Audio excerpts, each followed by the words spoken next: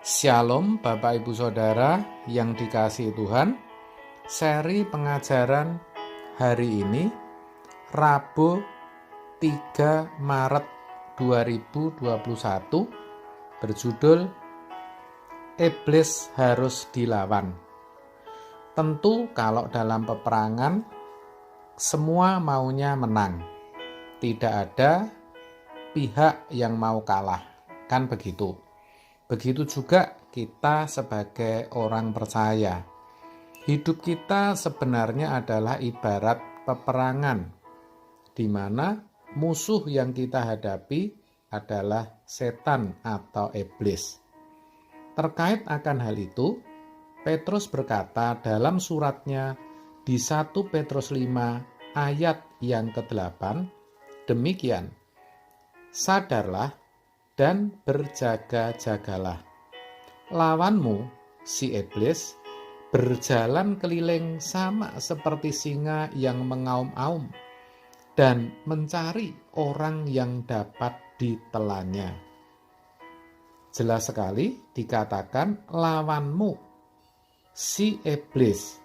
Artinya kita ini punya lawan, yaitu iblis. Itu sama artinya kita ada dalam peperangan. Saya katakan setiap orang Kristen.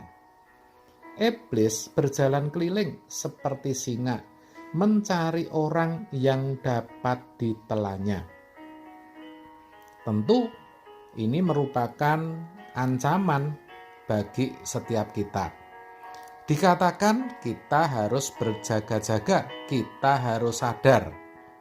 Maksudnya jangan sampai kita lengah, jangan sampai kita buka celah atau memberi kesempatan kepada iblis. Efesus 4 ayat 27 mengatakan, dan janganlah beri kesempatan kepada iblis.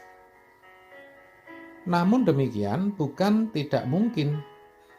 Meskipun tidak ada kesempatan, iblis akan selalu berusaha untuk menyerang kita dengan berbagai cara. Itu yang harus kita sadari dan kita tahu. Lalu pertanyaannya, bagaimana kita harus menyikapi serangan itu? Bagaimana kita harus menghadapinya? Di ayat selanjutnya, di 1 Petrus 5 ayat 9, Petrus berkata, lawanlah dia dengan iman yang teguh, sebab kamu tahu bahwa semua saudaramu di seluruh dunia menanggung penderitaan yang sama. Di sini dikatakan lawanlah, artinya kita tidak boleh tinggal diam, tidak boleh takut, apalagi lari, saudara. Tidak boleh pasif, tetapi harus aktif. Melawan. Lawanlah dengan iman yang teguh. Itu artinya agar kita bisa menang, senjatanya adalah iman yang teguh. Jadi bukan sekedar beriman saja, tapi iman kita harus kuat. Iman yang kuat itu artinya kita harus benar-benar memiliki ketaatan atau penurutan akan kehendak Allah. Kita harus sepenuh hati melayani pikiran dan perasaan Kristus. Jangan sampai kita melakukan sesuatu yang bisa melukai hatinya, yang tidak menyukakan hatinya. Intinya kita harus hidup bagaimana supaya kita bisa diterima oleh Allah. Bagaimana kita berkenan kepadanya. Itulah sebabnya dalam 2 Korintus 6 ayat 17 dikatakan, sebab itu keluarlah kamu dari antara mereka dan pisahkanlah dirimu dari mereka, firman Tuhan, dan janganlah menjamah apa yang najis, maka aku akan menerima kamu. Ya kan? Dikatakan aku akan menerima kamu. Itu artinya kita harus hidup kudus. Jangan sampai melakukan apa yang cemar dan yang najis.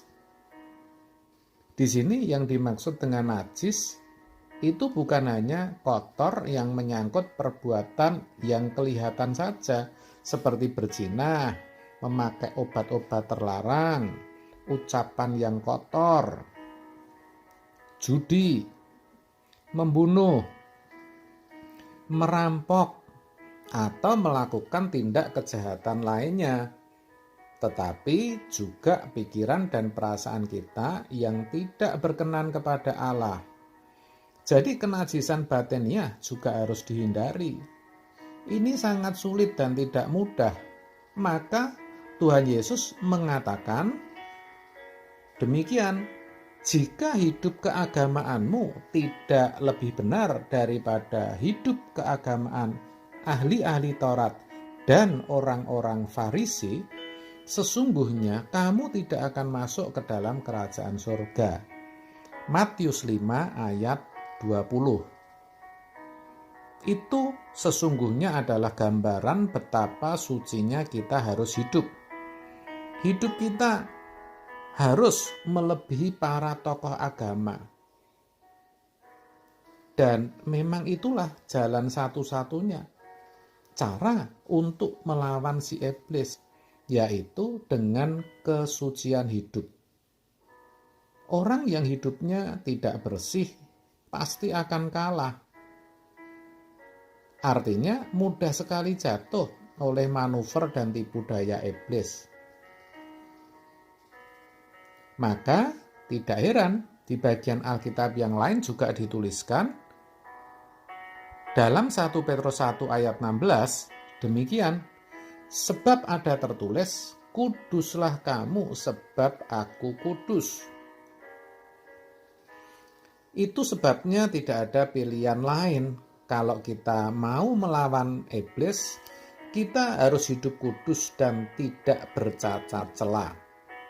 Ini penting sekali kita sadari. Jangan sampai kita salah lagi dan berpikir kalau sudah jadi orang yang dipandang baik oleh sekitarnya karena tidak melakukan tindak pidana serta tidak melanggar moral umum, apalagi sudah rajin ke gereja atau jadi aktivis, merasa hidupnya sudah bersih. Padahal pikiran dan hatinya masih kotor, banyak sampah, saudara. Masih memiliki ambisi, nafsu keduniawiannya masih tinggi. Nah, orang-orang yang seperti ini, percayalah, jangan harap bisa melawan musuh itu, bisa melawan iblis. Tidak mungkin. Mengimbangi saja sulit, saudara. Kalaupun tetap melawan, saya pastikan pasti akan kalah. Oleh sebab itu, mari saudaraku, berjuanglah memiliki iman yang teguh. Caranya bagaimana? Tadi sudah kita bicarakan, yaitu berusaha untuk selalu hidup kudus dan tidak bercacat di hadapannya. Kalau saudara sungguh-sungguh, Roh Kudus pasti menolong dan saudara pasti akan sanggup melawan dan mengalahkan musuh, yaitu iblis. Amin. Tuhan memberkati.